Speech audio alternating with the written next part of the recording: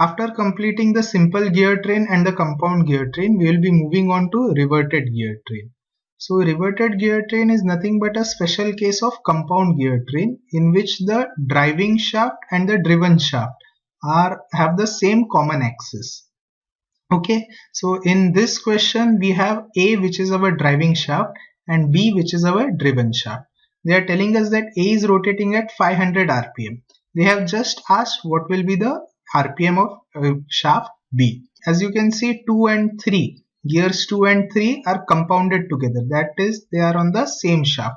So rpm of 2 will be same as rpm of 3. So we have to just find out the rpm of shaft B in this question. This is the reverted gear train. This is our driver 1, then this is the compound shaft, and this is our driven B. Okay, they have just asked us to find out what is the rpm of shaft B. That is, what is the rpm of gear 4.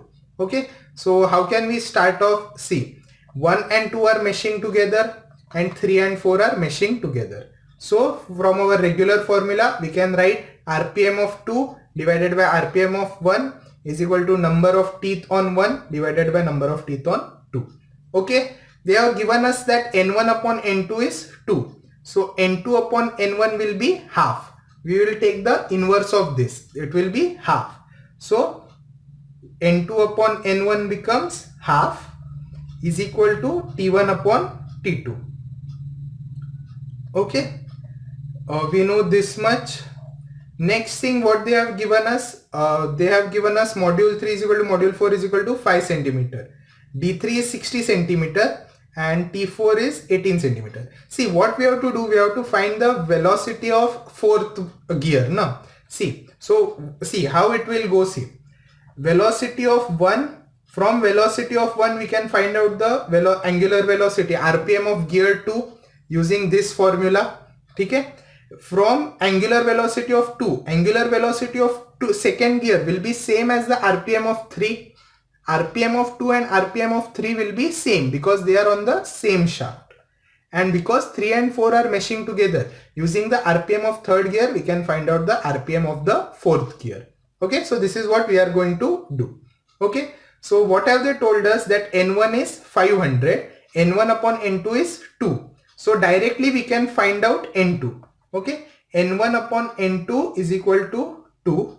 So n2 becomes n1 divided by 2. Just moving it over here. Okay, n1 is 500. So 500 divided by 2 is equal to 250. Okay, with this we find out the rpm of the second gear. n2 is equal to 250 rpm. But because 2 and 3 are on the same shaft, n3 also becomes equal to n2, which is equal to 250 rpm. Okay, now using this information we have to find out what is n4. Okay, so we know n3 is 250 and we have to find out n4. Okay, what is the formula? n4 upon n3 is equal to t3 upon t4. Okay, but in this, see, we know the value of t4, we know the value of n3, but we do not know the direct value of t3. But we know the formula, modulus is equal to diameter upon number of teeth.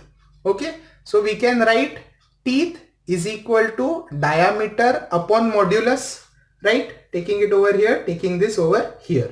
Okay, so what does my T3 become? See, I can write like this, N4 upon N3 is equal to T3. T3 can be written as D3 upon M.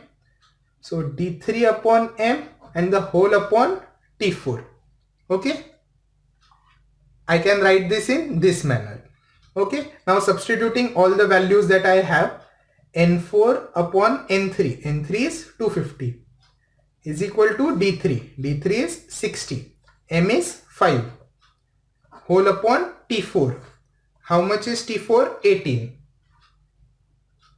Okay, so with this N4 will be 60 upon 5 into, this will go over here, 5 into 18, and this 250 will go over here into 250, which comes out to be 60 into 250 divided by 5 into 18.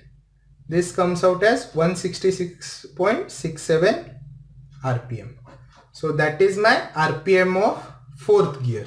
Okay, so this is 166.67 RPM.